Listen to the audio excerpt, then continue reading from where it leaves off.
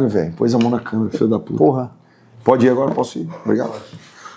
Fala, galera. Rodrigo Corrêa aqui. Estou no Papo Raro com meu amigo Rafinha. Fala, galera. Sejam muito bem-vindos a mais um Papo Raro. E nós estamos aqui, Rodrigão, hoje com o apoio da Cervejaria Moagem. Puta que pariu. Desde quando a Moagem tá com a gente, cara? A Moagem tá com a gente desde os primórdios do Papo Raro, desde os primeiros episódios. Nunca duvidou do Papo Raro, irmão. Nunca. E a Cervejaria Moagem, uma cervejaria local. Então fica a mensagem pra vocês aí. Bebam local. Busquem o delivery da Moagem, Moagem em casa e nos melhores bares de Campo Grande, Cervejaria Moagem. Sabe quem mais apoia a gente, cara? Sabe quem? Fala aí. A MyRobot. Então você que tá aí, cara, achando que seu filho tem que só estudar português e matemática, achando que vai ser alguém na vida, as IA estão aí, Rafinha. Pô, a inteligência artificial tá aí. Chegou. Então, já leva seu filho pra estudar uma robótica lá na MyRobot e ele vai começar a entrar nas tecnologias. Liga aqui, ó, tá na tela. Vamos pra MyRobot. Quem mais, Rafinha? Francisco Delben, corretor de imóveis, ele está aqui para toda a solução imobiliária aí da sua vida. Você quer comprar imóvel, vender, alugar, colocar o seu imóvel para alugar, é com o Francisco Delben. E se você, cara, tá precisando dar um toque,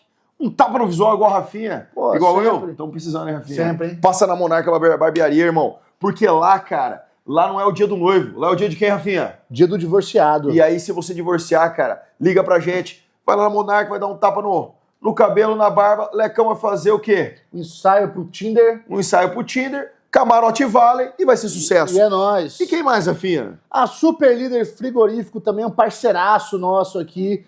Ela entrega carne para os melhores açougues, os melhores mercados aqui de Campo Grande. Seu churrasco, com certeza, aí é Super Líder. Rafinha, sabe quem mais? Quem, cara? Aqui, ó, você tá precisando trocar de celular, hein, Rafinha? Tô, hein? Prime Imports. Prime Imports, a número 1 de Campo Grande na importação de produtos Apple. O que você precisar da Apple, fala na Prime Imports. E tem o cupom de desconto lá, Rafinha. Tem cupom de desconto lá? Tem lá, Papo Raro 10. Maravilhoso. Se eles vão dar desconto, eu não sei. Mas pode tem pôr lá. cupom, Tem o tem. cupom, tem. Quem mais, Rafinha?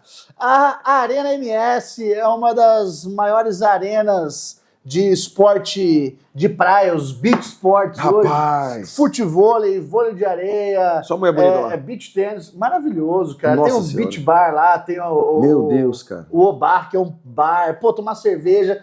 E as aulas de futevôlei, a galera tá lá. Pô, então, se você tá pensando em esporte de areia, tomar um solzinho aí, pô, é lá no Arena MS. E em primeira mão, sabe o que nós estamos lançando, Rafinha? O que nós estamos lançando, A cara? Papo Raro Store, cara. Cara, se olha você quer essa ter uma aqui, ó. camisa dessa, do Papo Raro, cara, fica com esse peitoral bonito. Maravilhoso. Cara. Se você quiser também, a camisa do Pula Pirata, tem lá, cara. Tá aqui o link, cara. Acessa essa porra e traz dinheiro pra gente, cara. Meu filho tá precisando. Não preciso pagar pensão, velho. Sucesso. Bora pro episódio, valeu! Sucesso, tamo junto. Sejam muito bem-vindos a mais um Papo Raro. Eu sou o Rafael Sampaio. Tô aqui com meu amigo Rodrigo Corrêa. Ih, rapaz, Rafinha! Quem que tá aqui hoje, Rodrigão? Rapaz, mas foi difícil trazer, Rafinha. É mesmo? Passe muito caro, cara. Porra, bicho. O empresário não queria liberar, velho. Sabe quem tá aqui? Quem? Dani Santana. Aí A sim. famosa Dane-se, artista de pessoas. Dani, ou Dane-se, seja muito bem-vindo ao Papo Raro, cara. Seja muito bem-vinda, obrigada. Dani. Obrigado, cara, por você ter vindo aqui. Dani, Valeu, gente. a pergunta que não quer calar. Por que Dane-se, cara? Por que essa revolta, velho? Nós gostamos de você, velho. O que tá acontecendo? Vocês, né? Então, na verdade, o dane-se, ele vem de uma construção de rótulos. Eu costumo falar que é um grito da minha essência, tentando fazer com que as pessoas encontrem as delas, né? É isso. Mas, cara, você é professora de artes. Aham. Cara, como é que uma pessoa escolhe ser professor de artes? De onde saiu essa ideia, cara? Na verdade, eu não tive essa ideia, né? Inclusive, a arte era uma área que eu não gostava. Eu detestava a arte, né? Pela escola, porque é aquele desenho mimeografado, aquele padrão de aula que a gente conhece no nosso sistema de ensino. E só que durante, né, o meu desenvolvimento na escola, eu fui desenhando. Então vamos fazer arte. Só que a escolha de ser professora de arte veio da questão da estabilidade. O pai falou, faz um concurso, então faz licenciatura, que você vai fazer bacharelado, você vai vender sua arte na praia. Tá certo. Né? E não foi bem assim. Então, e aí em 2010 eu fui diagnosticada com superdotação pelo núcleo de atividades para superdotação aqui do estado.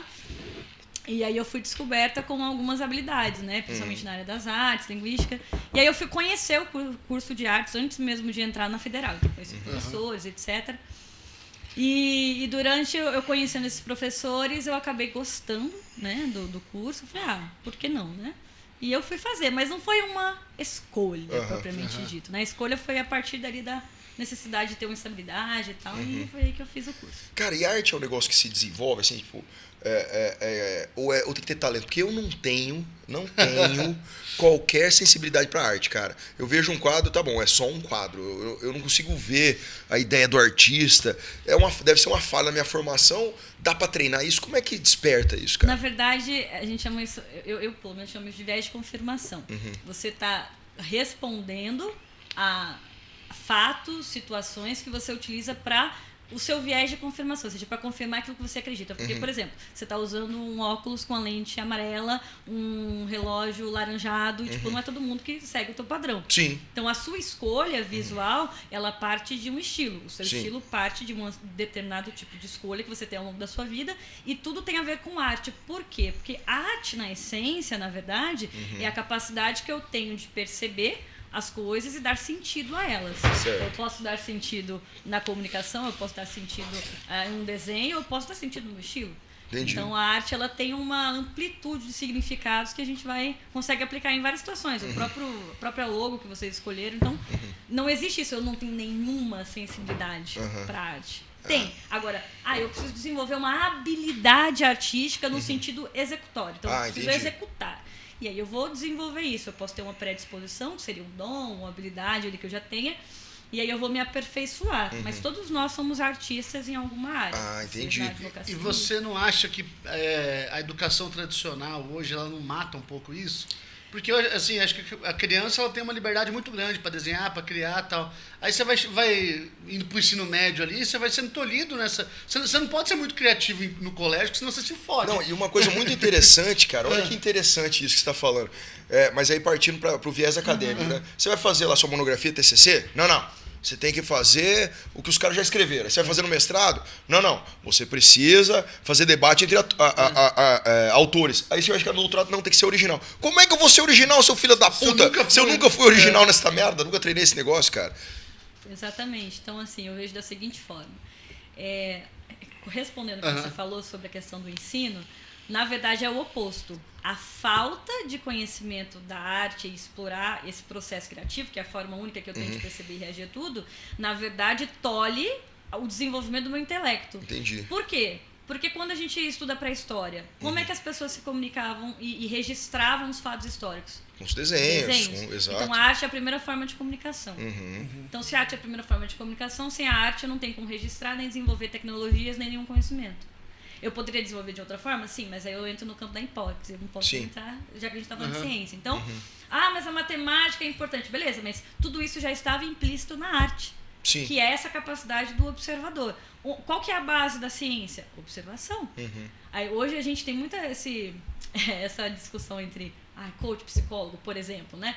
Porque é científica, não é ciência. Gente, a base da ciência é o fenômeno, a base da ciência é a observação. Não existe comprovação científica, existe corroboração. Determinado contexto, determinado grupo vai lá e concorda com aquilo que eu escrevi por conta de um resultado ou algumas resultantes de algum experimento que eu fiz. A arte não é diferente. Entendi, cara. Então a falta de arte tolhe o intelecto. E isso você falando, cara, é que eu vejo hoje com os nossos alunos, né? Eu lembro quando eu fiz faculdade, cara, a gente era muito criativo, né? Tipo, eu lembro, assim, processo simulado, a professora Carla Mombrum, te amo, ela me odiava, porque eu era o juiz, né? Carla Mombrum não, a Carla Queiroz, que era do criminal. Aí o que acontece? Era um caso de homicídio, aí eu era o juiz. Aí beleza, aí o cara fazia a defesa, outro era o promotor, babá, e o juizão lá, eu mandei, aí eu cheguei assim, né, produção de prova, eu coloquei bem assim, porque o cara fala, a prova é do juiz, temos que buscar a verdade real. Aí eu escrevi lá no despacho, para exumar o cadáver, para fazer uma análise da balística, não sei o que, enter. Aí a professora falou assim, não, mas não é esse, não vai exumar. Eu falei, professora, eu que sou o juiz. Quando eu for o juiz, eu vou mandar exumar se eu quiser, ué. E foda-se. Aí deu uma zoada, assim. Mas para você ver, hoje os alunos, eles não têm mais essa criatividade louca, vou zoar o professor. Não, é o padrão. Cadê o modelo? Eu encontro na internet e não sei o quê. Talvez seja essa falta de arte, dessa sensibilidade para as questões artísticas, entra cara. uma questão que o nosso ensino é propedêutico, ou seja, para vestibular.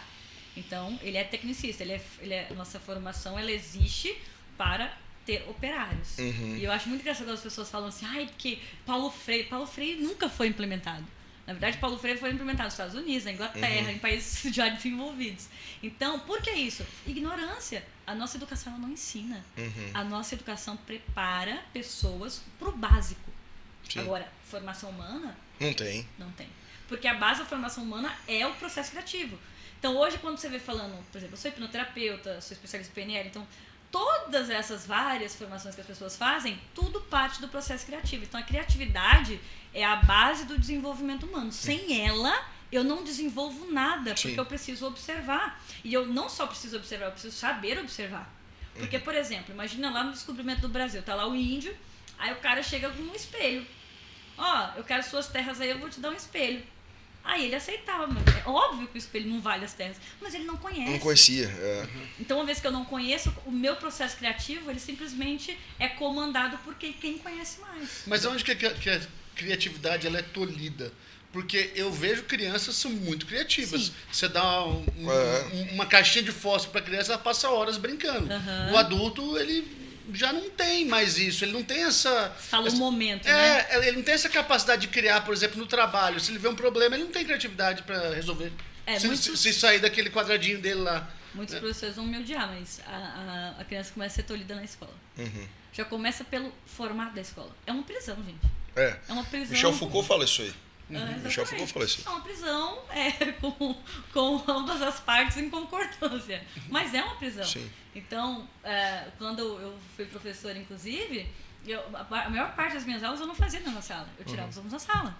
Né? E não importa. Vai ter uma palestra... Dane-se a palestra. Os meus alunos vão fazer aqui. Então, deixa a palestra para outra hora, porque a palestra não é interessante pra gente agora. Então, eu preciso explorar esse processo criativo. Mas dá para explorar dentro da sala? Cara, dá. Mas você entende que nem nós adultos damos conta de ficar dentro da sala de aula. Imagina uma criança que a maior parte hoje com uma série de estímulos, né? Muito estímulo, né? Desde na nossa era hoje globalizada. Então você imagina a criança, ela fica olhando para muita coisa, ela tem muito estímulo o tempo todo, muito estímulo visual. Então ela fica numa sala, é uma quebra muito grande, é uma ruptura muito grande entre o espaço lá fora e aquela sala que é tudo branca, não tem informação. Então Entendi. a criança, ela, pô, cadê o excesso de informação que eu tinha? Agora eu tenho só um quadro e uma sala e um professor chato pra caramba. Sim. Então, Então a gente diz, né, a gente pode falar que não é nem tanto grade curricular em si, mas sim o formato da escola. Formato, Cara, e eu sim. estudei lá no Curitiba, no Colégio Estadual do Paraná, cara. Era muito interessante, porque além das matérias normais, química, física, babá, tinha artes. E aí o aluno chegava na escola de artes, né, que era o subsolo, assim, você chegava lá, aí o cara escolhia, você quer fazer o quê, irmão? Aí eu pô, sei lá o que eu quero fazer nessa porra, né? Mas eu era meio metaleiro, eu falei, eu quero fazer violão clássico. Aí tinha lá, violão clássico, escultura, pintura e o caralho. Mas aí era só aqueles 3 anos. E acabava, né? E pelo menos eu tive essa sorte de poder ter esse contato. Então lá, uma vez por semana você ia lá na escola de artes, passava 2 horas lá, aí o aluno veterano que coordenava, porque não tinha professores para todas as matérias, né? Então, e cara, ia, aí desenvolvia uns guribão. Eu tive que fazer direito porque minha banda não deu certo. Mas tinha essas coisas. Será que hoje tem, cara? Eu não sei. Será que tem isso aqui em Mato Grosso do Sul? olha, Pegar... aqui não. Tem a escola de Waldorf, que eu acho que é em São Paulo, que tem uma metodologia de ensino mais parecida com isso. Nem na nossa formação. Eu fiz artes visuais na Federal, com todo respeito aos meus professores, são incríveis, mas o ensino é tão limitado quanto. Porque Entendi. você vai, por exemplo, tinha uma professora que num ano lá, eu não sabia quem que é, mas enfim, foda-se. Ela tinha uma dissertação dela de mestrado lá que você tinha que fazer um texto em cima que era Mimes em Platão. E era uma crítica a Mimes em Platão, porque Platão fala da questão do mundo das ideias, que é uma cópia, nosso mundo é uma cópia do mundo das ideias. Sim. Ah, mas ele nega a arte. Cara, como que se eu tiver uma visão materialística, fenomenológica, eu vou conseguir analisar Platão? Eu não vou conseguir vai. analisar Platão. Porque Platão foge completamente, são duas coisas antagônicas. Então eu não tenho como avaliar um peixe pela capacidade de voar. É impossível. Sim. Então, eu acho que essa é a questão. Eu também não acredito nessa coisa do escola sem partido, que o professor não... não tem como, é impossível. Mas eu acho que sim, existe esse viés muito ainda daquela coisa do mestre, tipo, eu vou ensinar, porque nem na escola, né, na escola de filosofia lá, nos primórdios, você tinha isso, você tinha várias pessoas conversando, uma roda e trocando ideias e conhecimento. Claro. E aí, o mais antigo talvez coordenava aquele povo, mas ia se criando o conhecimento ali, Exatamente. né? Que hoje não se cria mais nada. Assim, eu fico muito bravo, porque eu dou aula das matérias merda, né? Empresarial e tributário, que ninguém gosta. O Rafael não, das matérias massa, né? Penal, processo penal, blá. Cara, aí você pega, eu tive muita sorte esse ano, porque muitas empresas entraram em procedimento de recuperação judicial e falência, né? Então tinha muito exemplo, pô, colocava no quadro, é assim que acontece. Só que o cara, assim, você pega pro cara assim, ó, irmão, tá aqui, tá? Esse aqui é o pedido de falência do cara. Essa aqui é a lei. Ligue os pontos. Tipo assim, tá lá, artigo tal, coloca os argumentos. Os caras não conseguem fazer. E é o mínimo de criatividade, né? É ler, interpretar aquilo, interpretar o que tá na lei e fazer um encaixe. Não consegue. Tanto é que grandes casos de repercussão nacional, principalmente criminais, assim, que tiveram grandes destaques, uma das pessoas que é mais convidada, até mais solicitada que peritos na área, é uma escritora, agora eu não vou lembrar o nome dela, mas ela é sempre chamada para os casos. Beatriz... esqueci o sobrenome dela. E ela não é a única, ela é a mais famosa, mas são várias. Por quê? Porque a capacidade de criar hipóteses, ela vem da criatividade. Sim. Então, se eu não desenvolvo minha criatividade, como é que eu vou ter uma gama maior de possibilidades para eu conseguir jogar e debater, apresentar, contrapor? Não tem como. Né? Tanto é por isso que eu estou fazendo perícia criminal hoje. Por conta que é uma área que me gera criatividade. Então, eu desenvolvo minha criatividade através de serial killers, estudando essa área comportamental. Então, e essa questão do comportamento, cara, assim, eu assistia muito Metaforando, até ele ser um filho da puta. Metaforando, você não... Foi. Não, filho da puta é o seguinte, porque quando, assim, usa vídeo de todo mundo, aí quando for usar o dele pra zoar ele, não, processo, filho da puta, né? Mas é o que eu digo, eu sempre assisti muito o Ricardo Ventura também, Ricardo Ventura, né? Meu amiguíssimo. Assistia muito, cara. É verdade mesmo, cara, que você falou que é especialista em PNL. É que você consegue analisar ali a pessoa só pelo tique, pelo jeito. É verdade mesmo? Vamos desjustificar, vamos entender realmente. Eu quero entender isso aí. Vamos lá. Primeiro que a análise não verbal, né, ou a análise das microexpressões, ela vem de Darwin. Então, Darwin estudava a evolução da espécie, não somente biologicamente falando, mas através da nossa forma de se comunicar. Então, na época das cavernas, como a gente não tinha fala desenvolvida, a gente só tinha uga, assim, né? Então, a gente se comunicava através das expressões. Como desde os primórdios nós tínhamos já esse padrão de se comunicar através das expressões, isso foram gerando padrões. Porque a nossa sociedade ela é formatada em cima de padrões. Por isso que não existe certo ou errado. Existe a forma que a nossa sociedade aprendeu a ser. Sim. Então, Darwin vai estudando essa evolução, e aí o que acontece? Outros especialistas, outros teóricos pegam esses estudos com relação à emoção. Então, nós temos 5 principais emoções, que são as emoções universais. Então, aqui no Brasil, se você for numa tribo aborígene na África, vão ser as mesmas microexpressões, a mesma forma de lidar e se expressar, que são a raiva, a tristeza, a vergonha, a alegria e o medo. Então, é a mesma microexpressão para todas elas em qualquer lugar do mundo. Por quê? Porque foi um padrão já constituído. Tá. Então, através dessas microexpressões, você consegue identificar as emoções. E, por um consenso, disse que uma emoção tem, sei lá, 1 milli ou 2 milissegundos, enfim. E você consegue entender a congruência entre aquilo que se fala e aquilo que se sente. Entendi. Então, esse é o primeiro ponto. É entender se aquela emoção é genuína, baseado tanto nas microexpressões que já são entendidas como um padrão e o tempo que elas demoram. Porque você imagina, digamos que eu estou aqui falando de alguma coisa muito triste, aí você me pergunta uma coisa, aí eu, então, que de repente eu começo a chorar do nada. Pô, assim, não faz sentido. E aí uma outra coisa que toda pessoa tem um padrão natural, que é a linha base da pessoa. A linha base é como que eu geralmente me expresso. Então, eu sou uma pessoa expressiva. Se de repente vocês começam a fazer uma pergunta polêmica pra mim, eu começo a ficar assim, fechado. Peraí. Tá incomodando. Tá incomodando. Entendi. Então, eu tenho que começar a levantar algumas bandeiras vermelhas. Uma coisa até que o Ricardo Ventura fala, que é a questão da linguagem silenciosa, é importante por quê? Eu não sou muito fã do Vitor Santos, mas já é de muito tempo, porque eu vejo que ele foca demais nas microexpressões. Ele sempre fala assim, não, aqui é T1, T4, segundo fulano e tal, e muito argumento de autoridade. Segundo livro tal, bababá, você fala... E você viu o que aconteceu agora? Ele tá seguindo a linha do Ricardo Ventura, que foi sempre que ele criticou, que é a narrativa. Narrativa. O Ricardo é assim, ele analisa uma narrativa, ele sempre fala da linha padrão que você falou, né? É a linha base. A linha base, porque esse aqui, esse tique aqui ele já tem mesmo, então não significa nada. Por isso que eu preciso estudar a primeira pessoa e depois estudar o que ela fala. Até porque, por exemplo, pega um ator bom, assim, vamos pegar um Tarcísio Meira aí. Cara, ele finge até a pista ocular. Sim. Ele vai se lembrar, por quê? Porque ele vai construir um personagem, uma memória para esse personagem. Sim. Então vai fazer sentido todas as pistas oculares, né? Memória, passado. Agora, respondendo finalmente a sua pergunta, a linguagem não verbal, ela estuda, analisa a congruência da linguagem não verbal, que não é aquilo que eu falo, é aquilo que eu expresso. Porém, para eu estudar algo que é não verbal, qual que é a segunda palavra? Verbal. Então, eu analiso qual que é a conexão que eu tenho entre elas e onde está a incongruência.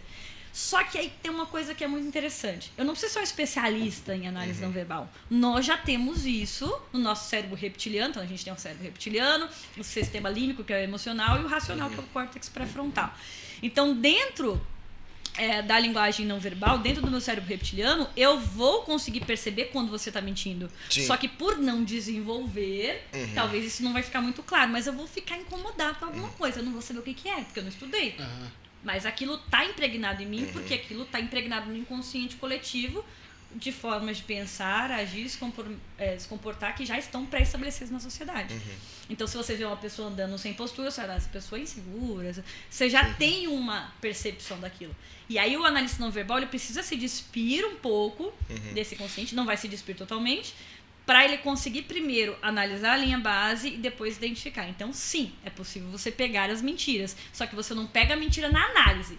Através da análise, você consegue fazer as perguntas corretas para chegar na verdade. Para que essa pessoa possa entrar em contradição e aí... cara incrível que faz isso é o Roberto Cabrini. Ele, para mim, é o cara que ele realmente consegue fazer isso. Entendi. Porque ele consegue analisar e consegue fazer a pergunta correta. É que o Ricardo, ele não tem, às vezes, a oportunidade de, sei lá... De perguntar. Ele analisa ali, o vídeo. Só tá analisando. Isso. Mas se ele tiver, certamente ele vai conseguir fazer. Então, consegue. Agora, claro, eu pego a mentira. Não tem essa de pegar a mentira. Um psicopata, dificilmente... Quando você pegar a mentira, ele já vai ter te dado um golpe, provavelmente. Sim. Muita gente pergunta, como identificar um psicopata? Quando você identificar... provavelmente ele vai ter te enganado. Porque um analista não verbal não fica imune. Ele vai conseguir perceber no longo prazo, né? Com mais facilidade. Claro, você vai treinando, você vai... Não, isso aqui tá estranho. É igual você chegar numa delegacia. Os caras, eles não são, muitas vezes, peritos comportamentais. Mas eles estão tão acostumados a lidar com aquilo ali que, de repente, essa história não tá batendo. O agente de polícia antigo, ele já olha e... rapaz, já foi. Esse aí é mentira. Aquela personagem, só no talento, né? Conta essa porra aí que é mentira esse negócio. Exatamente. Mas é porque a mentira também, pra pegar, não é tão difícil, né? Não. É porque, assim, a verdade, ela só sai. Não tem muitos detalhes, na verdade. É porque tá né? muito trabalho mentir. Exatamente. São 3... A mentira, assim, pelo menos no meu ver, são 3 partes. Então, primeiro, saber qual que é a história real. Isso. Depois, pensar no que eu vou falar. E terceiro, se preocupar se o outro está pensando no que eu vou falar. Tipo assim, a pessoa não está olhando nos meus olhos. Não tem nada a ver. A pessoa, quando ela está mentindo, ela vai olhar nos seus olhos para se certificar que você está acreditando nela. Exatamente. Então, e tem gente que é muito bom nisso. Opa, nós, advogado. Bom pra caralho. Não, mas o advogado, eu acho que ele tem... Não, a habilidade da mentira, né? Que igual chega pros clientes, cara, não mente pra mim, cara. Quem é pago pra mentir sou eu, hein?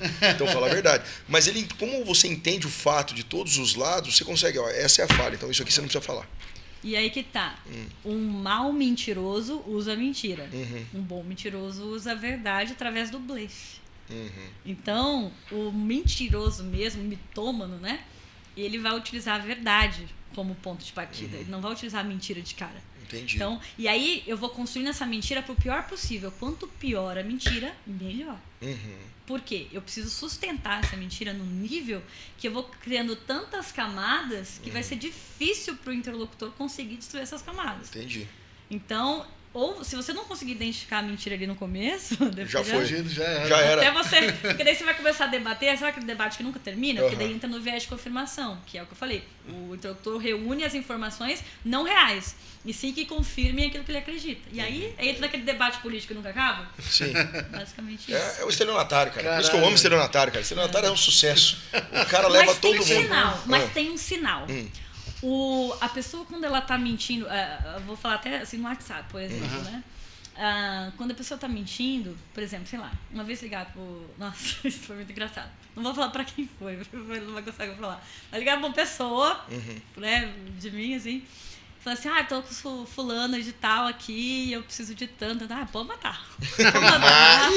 Mata. Essa mata, aí, porque ó. Essa já me dá muito trabalho e muito gasto. Porque você quebra o padrão. Então, quando você... Primeiro, sempre quando houver uma mentira, você vai desconfiar. Então, você precisa estar tendo atenção naquilo que você está observando. Observar uma coisa estranha, quebra o padrão. Se a conversa tá indo num sentido, joga uma coisa do nada. Aleatórias. Aleatória. E aí a pessoa, até ela conseguir retomar o que ela tava falando, vai dar muito trabalho. Então ela vai começar... A entregar. Exatamente. Sabe o lance da pergunta? Aham. Que a advogada usa muito isso, né? Eu falando tal. Eu até esses dias participei de um curso sobre oratória, né? E aí eu comecei a perguntar, e não é só a pergunta. Aí ela respondia com a pergunta e ela não foi conseguindo mais responder com pergunta. Aí eu olhei bem fixamente pro olho dela. E aí a pessoa falou, mas você sempre respondia com a pergunta. Eu falei, não, olhar. Porque uma vez que eu tô olhando muito fixamente, aquilo vai causar um incômodo. Sim. Que ela vai ter que ou responder minha pergunta ou olhar pro meu olhar. Então, por isso que a linguagem não verbal. Ninguém convém... que eu até estava dando um curso sobre influência e persuasão. Influência é uma coisa, persuasão é outra. Então, a influência é pela emoção. E aí trabalha os 3 conceitos do patos, logos, ethos, né, que é ética, lógica, enfim. Não sei se é do Aristóteles, agora não vou lembrar. E depois você tem a questão da persuasão. Aí a persuasão influencia pela narrativa. Sim. Que daí eu preciso tirar a pessoa de algo que ela estava predisposta a acreditar e mudar a opinião dela. A influência não, é pela emoção. Sim.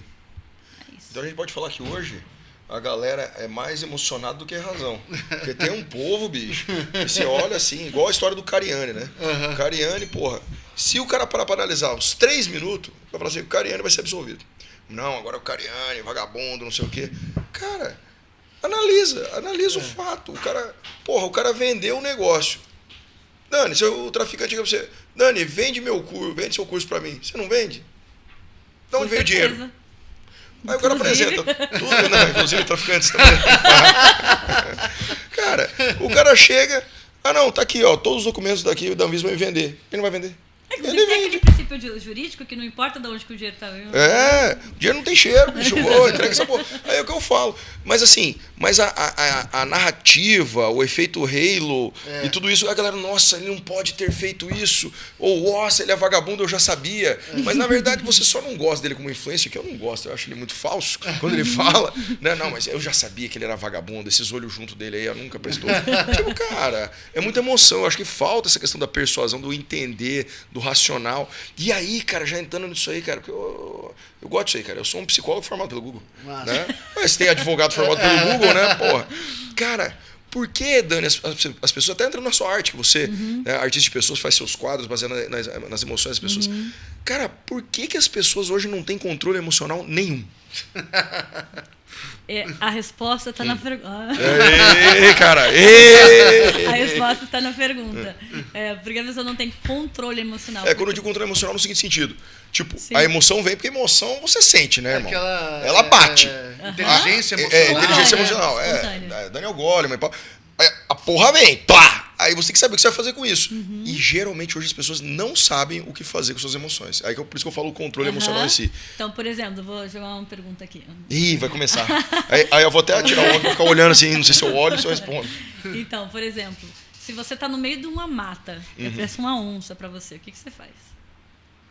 Segundo as minhas técnicas militares, eu tenho que ficar o maior possível, olhar na cara dela e fazer cara de mal. Porque se eu sair correndo, eu vou perder. Isso é uma verdade? Você realmente aprendeu, escutou isso sobre isso? Tá, então você tem uma informação que você pode usar, certo? Tá.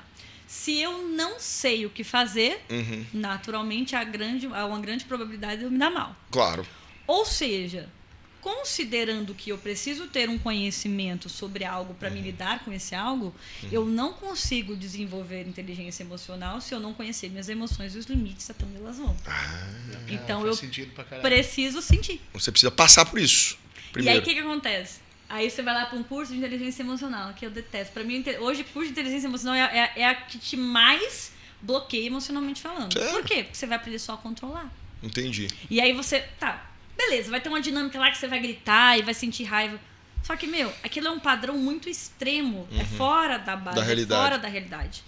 Então, tipo assim, você não tá numa tribo aborígene, novamente falando, né? Você não tá lá com os vikings, tal. Não faz sentido. Agora, se eu faço isso de forma direcionada, eu tive uma situação no trabalho assim, assim, assado, e eu guardei aquilo. Então, você controlou, beleza. Sim. Mas, e aí, pra onde foi essa emoção? Tô sentindo ela ainda aqui, eu tô falando disso porque tá dentro da minha garganta, eu não consigo, tô remoendo. E a vida, então beleza, vamos simular? Vamos fazer uma simulação? Aí você simula a situação. O que você teria feito aqui diferente? Vamos explorar as várias possibilidades que você poderia ter feito. Então, aí sim, você vai ter uma experiência. Dessa experiência, você vai ter várias possibilidades que você vai ensaiar. Então, aí entra de novo a criatividade. Eu preciso experienciar para que essa experiência me gere uma memória. Essa memória me gere hipóteses, e essas hipóteses eu posso aplicar. Então, as pessoas hoje buscam inteligência emocional com o intuito de não errar. Entendi. E não vai rolar.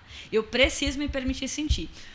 Aí, qual que seria, vamos dizer assim, uma técnica ou uma forma menos viajada de entender inteligência emocional? E eu falo isso porque eu sou péssima em inteligência emocional. Você fala, pô, mas você dá aula? Justamente por isso, porque eu entendi o quanto inteligência emocional... Hoje não tanto, né? Eu falo assim, péssima, que a minha linha base não é de uma pessoa com inteligência emocional bem desenvolvida.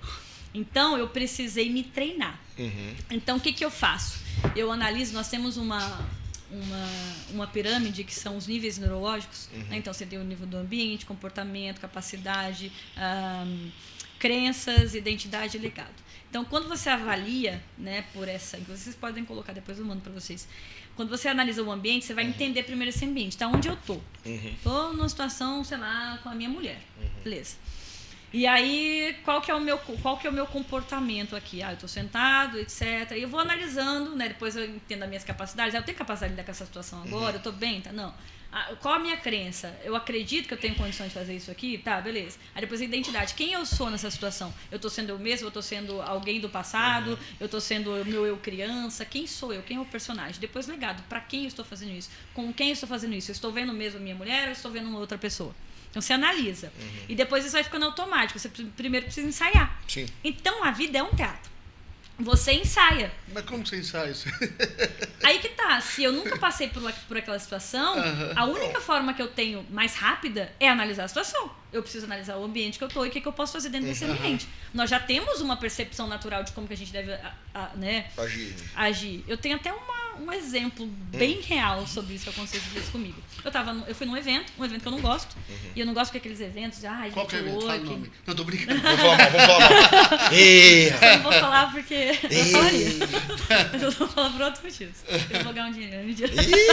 Aí, eu tava nesse evento, eu fui nesse evento e eu não gosto do evento, não gosto do cara, porque aqueles caras que falam de sucesso, tava nos Estados Unidos, tava pedindo auxílio emergencial. Falei, aí eu fui lá e expus, e até porque... Ele é o coach do sucesso que é pobre.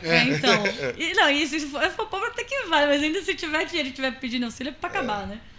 Aí eu fui lá, coloquei que era portal da transparência, falei, o nível do maior evento de network. Aí eu comentei com uma pessoa que estava vendo o evento, falei, cara, mas esse não é o maior evento de network da América Latina, até porque tem muita gente que nem conhece. Sim.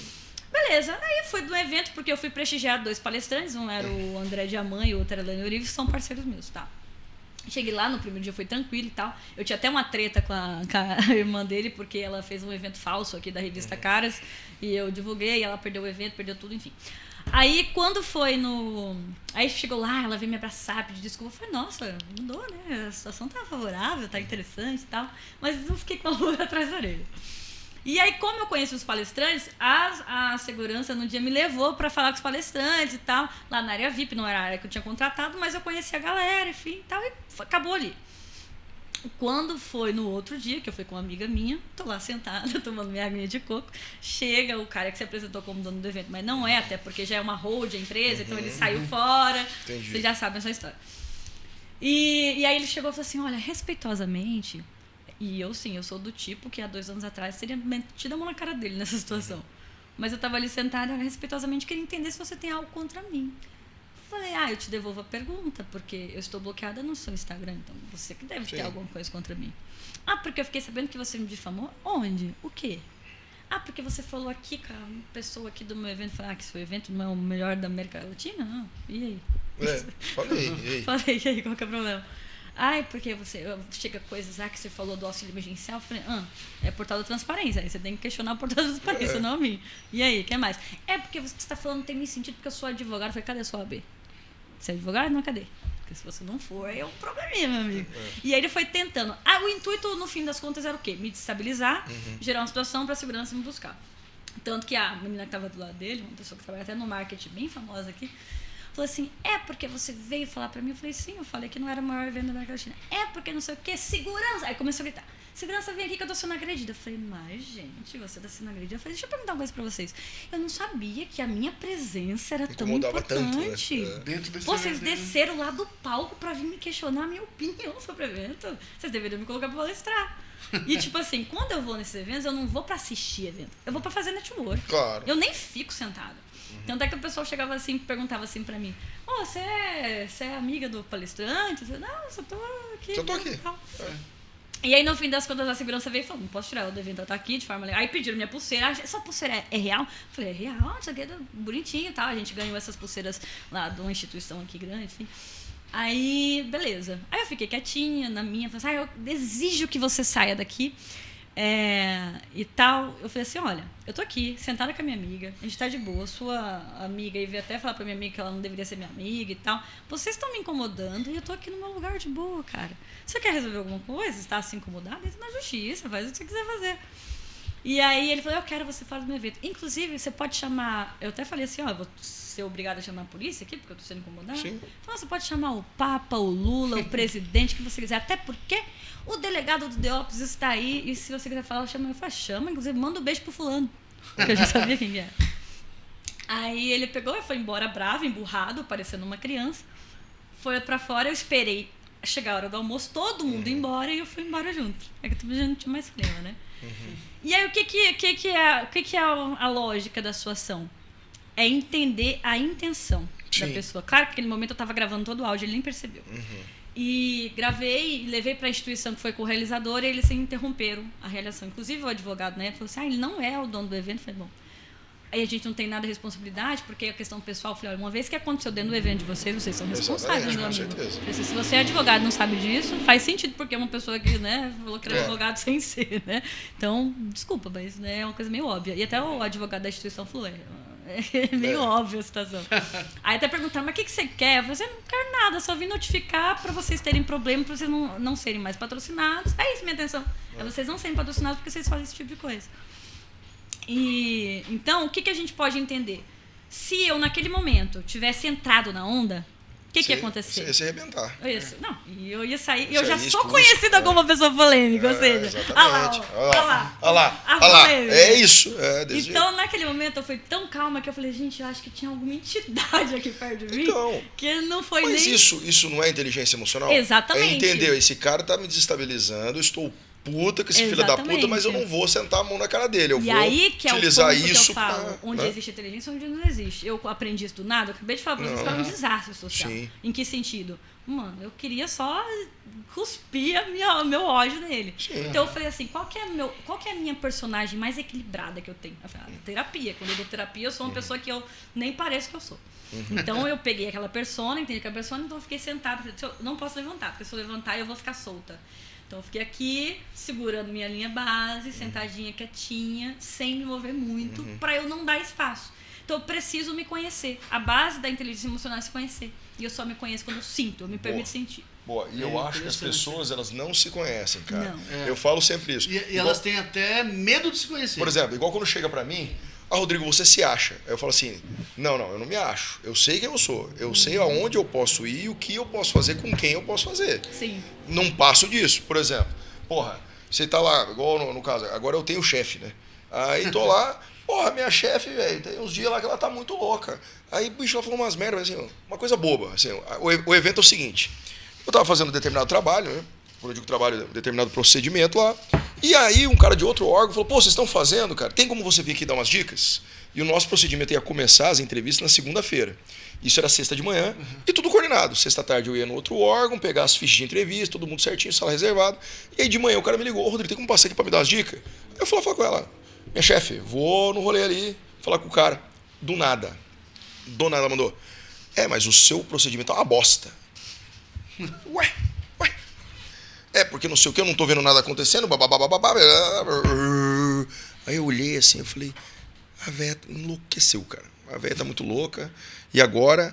Eu falei, minha jovem, eu falei, isso, assim, essa tá aí, aqui. Mas eu não tô vendo. Justamente que a senhora não tá vendo porque tá dando certo. Por quê? Porque a senhora não me escalou para isso. Eu não vou ficar toda hora aqui torrando o saco da senhora. A senhora tem outras coisas pra fazer, né? Mas, fica tranquila. No dia X eu vou entregar para a senhora 13 engenheiros contratados. Acabou. E eu não vou lá no lugar, a senhora fica tranquila, eu vou desmarcar. O diretor-presidente do órgão lá, a senhora fica tranquila. Cara, naquela hora me deu vontade de dar um soco na cara daquela filha da puta. Mas por que eu não dei um soco? Primeiro, porque é minha chefe e o salário é bom. E segundo, porque eu sei quem eu sou. Agora, se eu não tivesse preparado nada, tivesse dado golpe, provavelmente tinha dado um soco nela. Né? Porque ia me ofender. Porque a verdade ofende. A zoeira não. Então eu sou um cara muito tranquilo. Assim, é muito difícil me tirar do sério. É muito difícil. O que me tira do sério, por exemplo... Não, pode tentar. O que me tira do sério, assim, me tira do sério, por exemplo, é falar que eu não cuido do meu filho. Aí eu fico a Priscila Rainha do Deserto, irmão. Saio de cena, quero socar todo mundo. Mas por quê? Porque como tem, por exemplo, explicando isso, né? Psicólogo. Né? Porque como tem essa história, o cara é um pai, os vagabundos, não sei o quê, todo mundo acha, porque eu vivo uma vida meio, né? Toma uma, babá, que eu sou um cara que não cuido do meu filho. E aí, quando fala isso, fala assim, irmão, então passa uma semana comigo, sou filha da puta. Aí eu fico nervoso. A única coisa que me tira do sério. O resto não me tira do sério. As pessoas, elas vivem personagens, né? Então você, igual eu falei, a pessoa tem uma linha base, né? Então quando a pessoa acha que ela tem uma atitude, você falou assim, do padrão, o cara me chamou disso porque ele fala que eu não cuido do meu filho. A gente vê isso na sociedade, né? Mas a pessoa se veste assim, a pessoa se veste assada, ela é assim, ela é assada, ela representa isso. Cara, é aí que entra o processo de espelhamento que as pessoas usam muitas vezes como forma de sair fora, né? Sair pela tangente. Tá falando de mim, existe dentro de você. O que você diz sobre mim é sobre você. Não é bem não assim. Necessariamente. Não necessariamente, né? Como que isso funciona? O espelhamento, descrito por Freud, né? Que alguns coaches pegam de forma desapropriada, é o fato de que aquilo que eu analiso no outro só é possível analisar porque eu conheço. Perfeito. Mas perfeito. o objeto observado não se anula a partir disso. Sim. Essa afirmação não anula. Agora, pode acontecer que ambos estejam com isso. Né? Então, eu só consigo observar a partir daquilo que eu conheço. Então, geralmente, agora, de fato, aquilo que eu ataco muito, eu tento vestir um personagem ou uma capa daquilo, geralmente é uma dor minha. Entendi. E quando eu aponto demais aquilo, claramente eu estou trazendo mais uma questão minha do que pro outro. E aí, às vezes, eu caio na ilusão, eu tô passando tal imagem, e aí vem a plateia bater palma, né? Eles estão concordando comigo. Às vezes eles não estão concordando. Eles só estão num viés de confirmação. Eles querem todas as informações possíveis que confirmem aquilo que eles acreditam. Então, a pergunta que eu gosto muito de fazer quando tem alguma situação de conflito é: tá tudo bem com você? Essa pergunta quebra qualquer pessoa. Sim. Pode ser a mais manipuladora, a mais difícil. Tá tudo bem? E aí a pessoa ela vai quebrar o padrão. Sim. Né? O quanto que a rede social hoje ela interfere nessa construção do nosso conhecimento, da nossa persona, até dessa inteligência emocional, assim, o que eu mostro na rede social, o que eu não mostro, o que eu escondo, como que ela interfere hoje na nossa vida? Assim? Você respondeu a pergunta na pergunta, ou seja, se eu mostro alguém que eu não sou, isso vai me interferir. E eu sempre vou dar resposta, aí eu vou tentar justificar. E Dani, uma coisa que eu não entendo, cara, todo mundo sabe que rede social é mentira. E aí a pessoa acredita na rede social dos outros. Tipo, a pessoa ela monta uma mentira ela dela. mente na rede dela. Não, ela mente na rede dela. Aí quando ela vê a rede do outro, nossa, essa pessoa. Bicho, você tá mentindo, porra, é golpe também do São outro lado. máscaras, né? A gente precisa Então, mas delas. por que a máscara do outro, a pessoa acredita, sendo que ela monta a máscara dela? Tipo, bicho, se você tá dando golpe, eu também tá dando golpe, irmão. A vida dessa pessoa não é desse jeito, brother. Da mesma forma que a sua não é. Sim. E a pessoa acredita. Porque ela acaba moldando o comportamento, né? Mas isso é imbecil. Isso é imbecil, você. Mas sabe por quê? A pessoa ela se acostuma com a mentira porque ela tem falta de verdade. Ou seja, se eu não tenho uma referência de como ser, e a referência que eu tô falando é de 3 a 5 anos. É quando a criança começa a desenvolver a individualidade dela. Porque até os 5 anos a criança acha que ela é uma extensão dos outros. Sim. A criança só sabe que ela é um ser único quando ela mente pela primeira vez e ninguém descobre. É. Então, se eu sou uma extensão do todo, naturalmente eu vou buscar uma referência. Então, se eu não tiver essa referência da infância, que é o que você falou assim, minha amiga e tal, né, sofreu, etc. As mulheres hoje, de uma forma geral, sofrem por ausência, essa falta de referência do pai. E não importa o extremo, se seja aquela mulher que ela quer ser mais puritana, ou seja uma mulher que ela é mais foda-se, não importa. É uma ausência afetiva ou física do pai. Entendi. E o pai, ele é aquele ir, é a autoconfiança. Né? Isso eu não estou falando nem de constelação sistêmica, que eu nem curto muito. É a sistêmica das relações. Então, por exemplo, se eu pegar uma pessoa aleatória aqui e colocar na sua frente e falar assim, olha, pessoa aleatória, fala pra ele algo que você falaria pro seu pai. Aquilo vai fazer sentido. Vocês nunca terem se encontrado. Entendi. Por quê? Porque o inconsciente coletivo armazena essas informações de uma forma realmente fenomenológica, onde você não tem acesso dentro. É fora mesmo, a mente está fora, o cérebro está aqui. Então, você acessa essa informação sem saber que ela existe. Por isso que é totalmente filosófico. A base da psicologia é totalmente filosófica. Então a pessoa fala, psicologia, psiquiatria... Que não sei o quê. Tem uma discussão se psicologia é ciência agora, que voltaram nessa onda, né?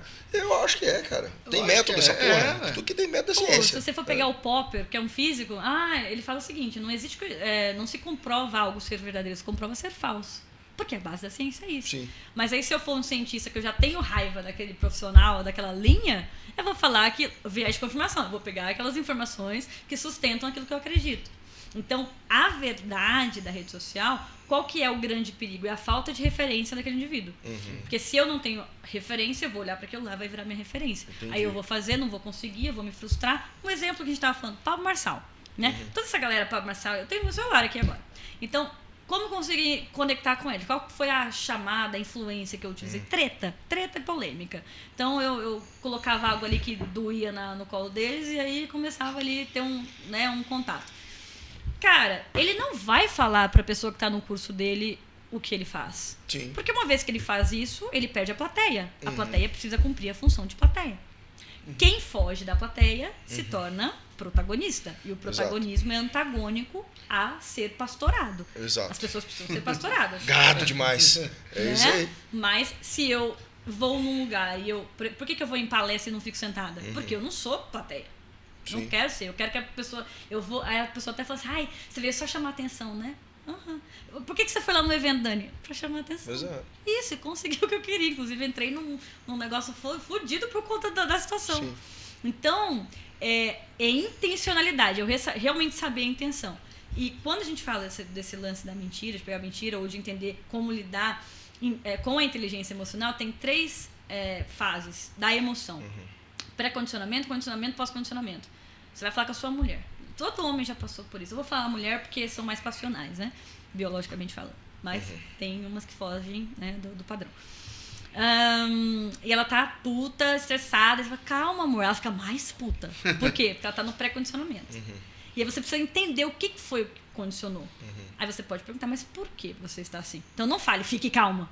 O que está acontecendo? Por que você está assim? Ouça. As mulheres são orais, a maior parte. Então elas querem ser ouvidas, não importa o quê. Depois ela entra no condicionamento, que é a parte máxima da emoção. Então, quanto mais você tentar fazê-la sair, pior vai ser. Entendi. Aí você tem que... Como que você identifica que esse processo do condicionamento está passando? Ela vai parando de falar. Sabe quando parece que vai faltando de falar? Tá saindo do condicionamento. Tá entrando no pós-condicionamento... Aí você pode mudar o padrão de inércia. Ou seja, se ela está o tempo todo falando, quebrar a inércia. Se ela está o tempo todo em pé, senta. Se ela está o tempo todo sentada, levanta. Tipo, quebrar o movimento. Porque a mudança emocional ela só acontece de forma fisiológica. Ninguém muda nenhum estado emocional através do pensamento. Entendi. Então essa coisa da frequência existe. Mas essa coisa de, a minha frequência vai aumentar com o pensamento. Não. É só com fisiologia. Entendi. Porque eu preciso quebrar a inércia. E a inércia é um estado inalterado de movimento. Quebrei a inércia, quebrei isso. E isso é um processo criativo. Entendi. Então, qual é a melhor forma de você alcançar um comportamento, ter uma mudança mental?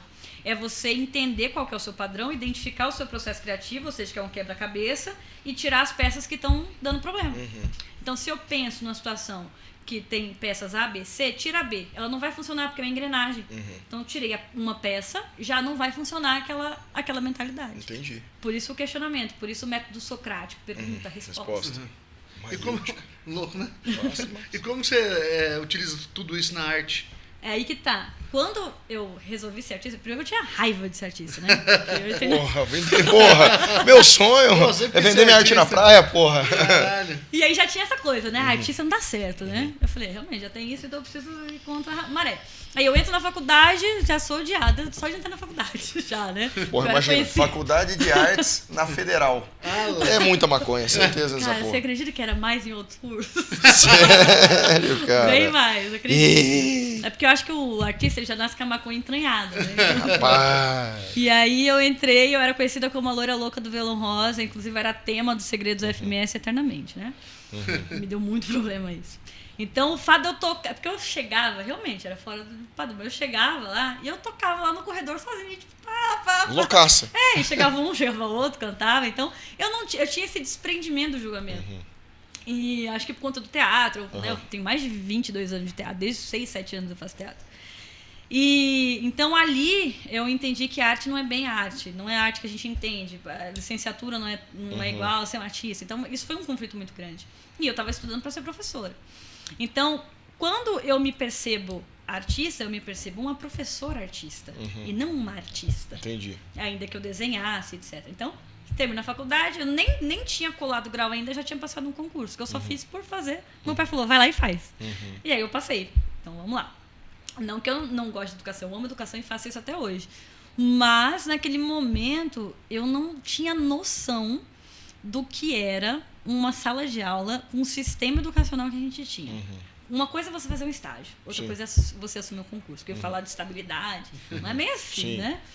Então eu chego ali, no primeiro dia que eu chego para dar aula, eu recebo a ligação de uma professora que assinava meu estágio falando, você precisa sair porque você tirou minha vaga. Eu não passei no concurso, tá? Eu falei, como assim, Ué, cara? você é bêbada? Louca? Então, mas é nesse nível. Então, eu já sofri perseguição ali, mandei carta para a secretária de educação na época, etc. E cargou. E eu fui sofrendo micro perseguições. Então, você imagina, uma professora... Aí eu tô indo remando contra a maré. Não é uma minoria, eu não sou minoria. Eu sou extremamente privilegiada. Mas era uma menina loira, que na época era atleta, que fugia completamente do padrão da professora. Séria, de óculos, muitas vezes acima do peso, enfim. Sim. Então, naquele momento, eu representava um certo perigo. Eu era uma pessoa que questionava. Mas longe da imagem que formataram já, eu era louca, eu saía quebrando tudo. Totalmente diferente. Agora, eu cheguei ali com profissionais de educação burros. Assim, que não sabiam nem o que estava falando. Que isso? Tipo assim... Não é possível. É possível. Então, pessoas que estão para se aposentar. E para mim, aquilo era uma tortura diária. Mas ok, vamos lá, vamos seguindo. Até que chega num momento que muita gente querendo me tirar de tudo que é jeito, né? Manda uma... Pode falar disso? Pode. Então já chega no momento que uma pessoa, uma professora, enfim, manda um texto meu de eu falando que obesidade é doença, faz mal. Não acho bonito e não acho bonito até hoje. Ah, foi por isso que foi a polêmica? Eu pensei que você deu tipo uma loucaça lá. Todo mundo pensa. Eu pensei que você tinha amarrado a gordinha e voltou pra correr. O consenso geral é que eu falei algo para um aluno na sala de aula, né? E tanto é que as denúncias que eu tinha na CEMED, na época, era o seguinte: a professora chegou na sala de aula, estava tão bonita que eu não consegui prestar atenção na sala. Queria ter uma professora dessa, hein? Na verdade, só um parênteses. Teve a minha professora de matemática. Não. Chegou lá, porra, sucesso total, linda, maravilhosa, cara. E aí, foda-se o logaritmo, né? Cagando. Ela falou, se vocês tirarem 10 na minha prova, eu vou mostrar meu piercing. Isso era 97. Falei, vou ver o piercing da professora. Porra, log, derivada, pá 10. Professora, cadê o piercing? Ela pega assim, a joia e colocou no... Maravilhosa. Filha da puta. Porque os termos do acordo não foram bem fechados.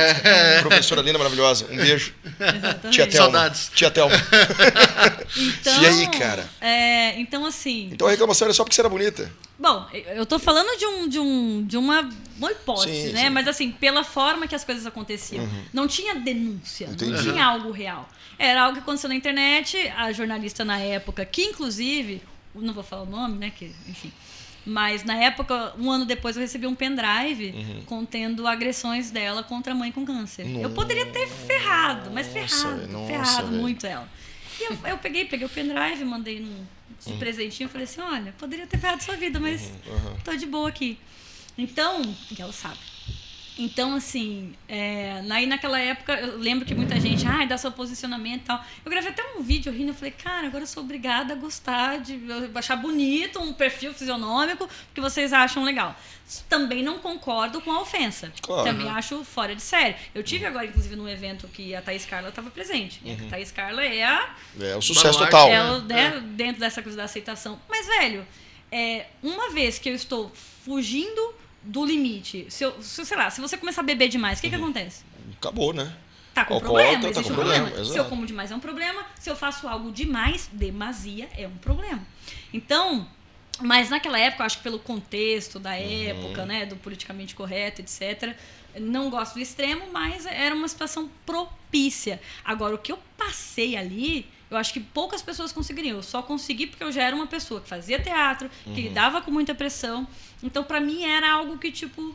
Ah, legal, então vamos fazer do limão a limonada, né? Então, eles esperavam o quê? Que eu fosse lá pedir desculpas. Inclusive, o meu livro sobre que é o Incancelável, que vai contar com a presença do Danilo Gentili, é muito sobre isso. Não adianta pedir desculpa. Não, é pior. Então você tem que remar contra a maré. Já teve outras páginas, inclusive, que depois de muito tempo, até, né, o cara estava falando aqui que já viu até hoje comentários, que pegou esse post porque eu estava questionando, porque também, da mesma forma que eu não gosto de alguns coaches, tem página que passa muito limite. Na hora de questionar, na hora de, né, começa a denegrir, começa a difamar. E aí, às vezes, eu dando um exemplo, tipo, velho, vocês são dono da página, mas vocês são psicólogos, vocês têm um conselho de ética, se vocês não seguirem, eu vou começar a denunciar também. E aí, eles pegaram isso, pegaram a mesma matéria, jogaram lá, o que eu fiz?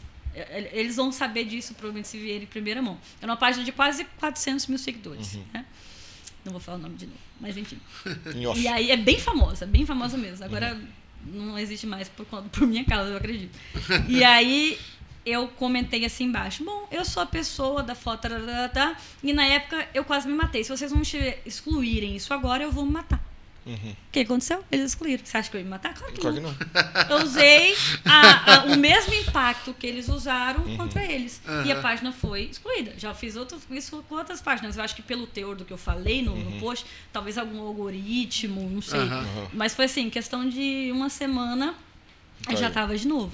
Então, esse lance do cancelamento para mim não mudou nada, absolutamente nada. Quem quer acreditar que eu era preconceituosa... na verdade, todos nós somos preconceituosos de alguma forma, né? Mas vai acreditar e vai continuar acreditando, porque é o viés de confirmação dele. Não adianta eu tentar bater com isso. Sim. Mas, ao mesmo tempo, foi uma forma de gerar visibilidade.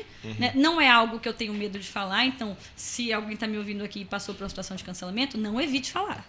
Quem evita falar está fugindo da raia. E quem foge da raia tem algo a esconder. Sim.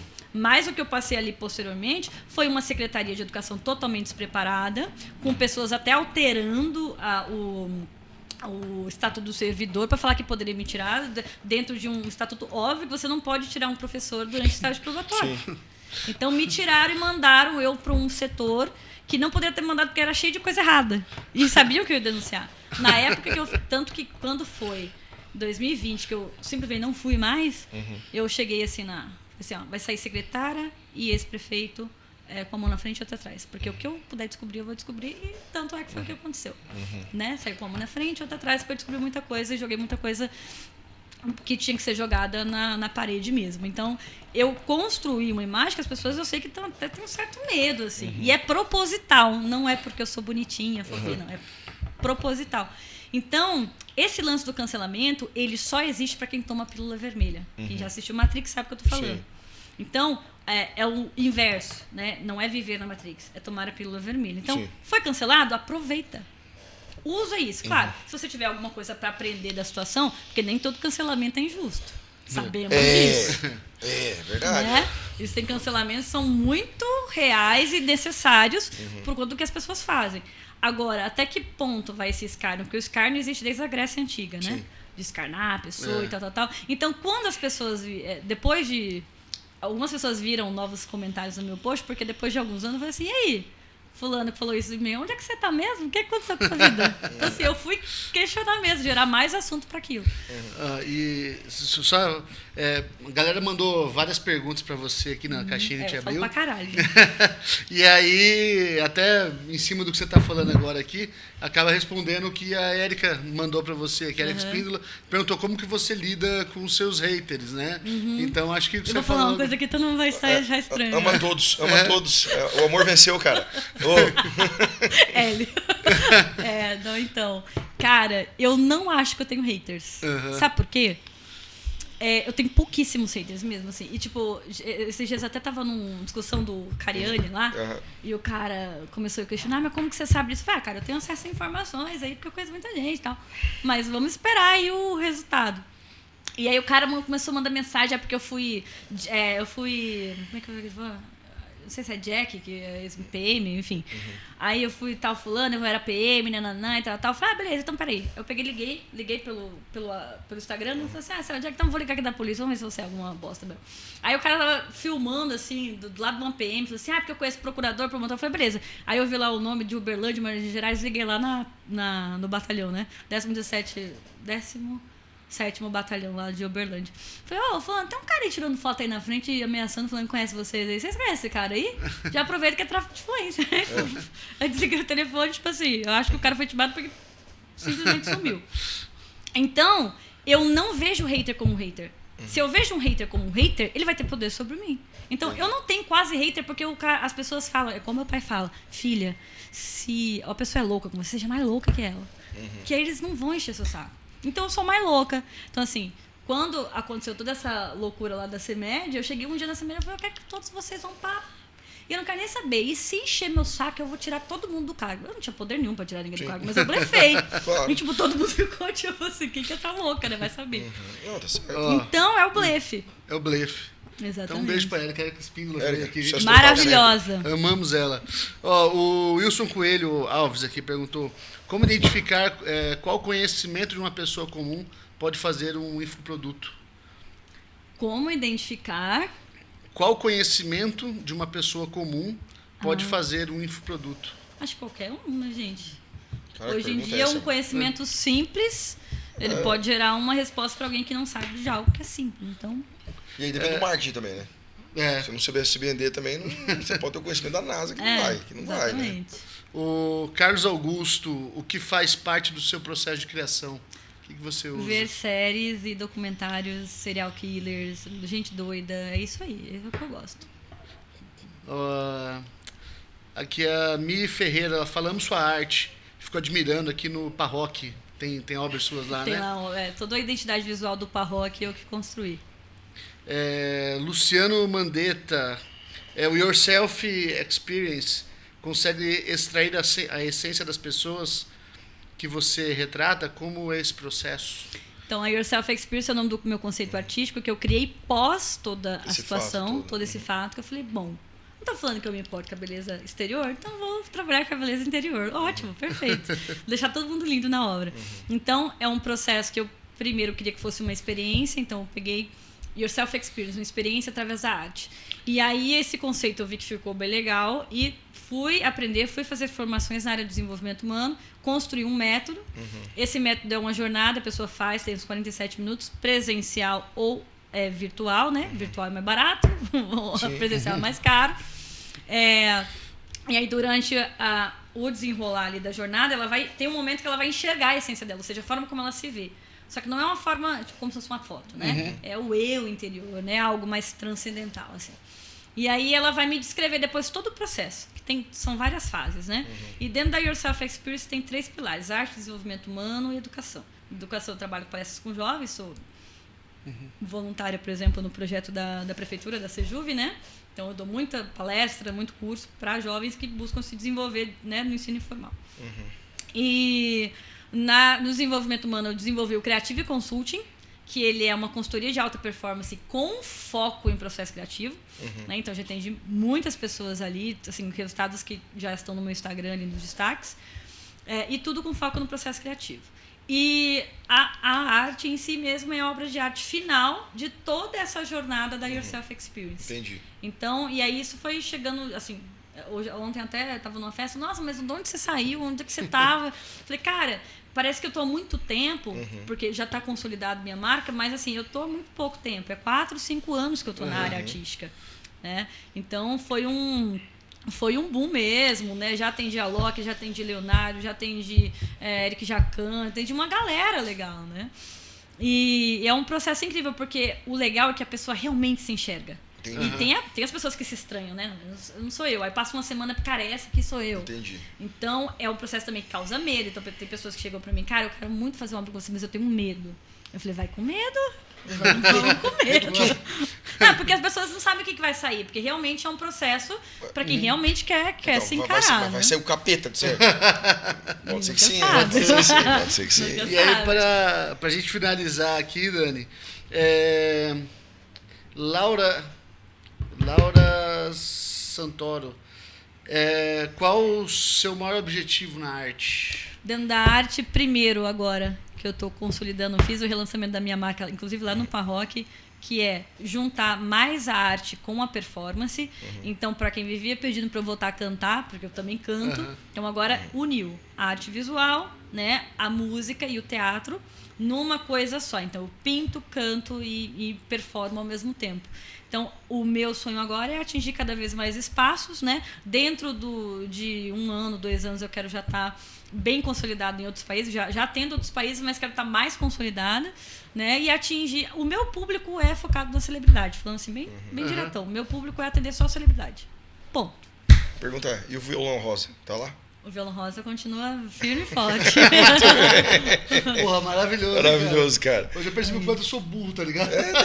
Credo. Maravilhoso, adorei, Não existe Dani. isso. Porra, legal pra caralho. Muito bom conversar contigo. Você tem que fazer arte. É. Agora você é um cara famoso. Sou uma celebridade. Cara, faz a consultoria, Vamos promoção. lá. Promoção. Cupom desconto. Porrada 10. É isso aí, Quem obrigado. for mais viu, Dani? polêmico ganha 50% de desconto. Beleza, Dani, obrigado. Valeu, muito obrigado galera. pela Beijo, conversa. beijo, Sucesso até total, mais. cara. Volte Valeu, sempre. Dani. Eu Até que mais. agradeço. Inclusive, para quem quer o prefácio do livro Incancelável, já está disponível no Telegram. Basta entrar lá no @DanisBR e que eu encaminho o prefácio lá gratuito. Sucesso Pô, que total. massa. Valeu. Massa. É isso. Beijos. Beijos.